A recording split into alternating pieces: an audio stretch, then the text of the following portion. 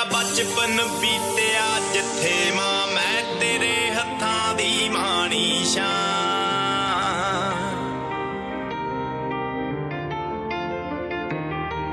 ਮੇਰਾ ਬਚਪਨ ਬੀਤਿਆ ਜਿੱਥੇ ਮਾਂ ਮੈਂ ਤੇਰੇ ਹੱਥਾਂ ਦੀ ਮਾਣੀ ਸ਼ਾਂ। ਜੀ ਕਰਦਾ ਵਾਪਸ ਆ ਜਾਵਾਂ, ਜੀ ਕਰਦਾ ਵਾਪਸ ਆ ਜਾਵਾਂ, ਪਰ ਜਿਸ ਰਾਹ ਮੈਂ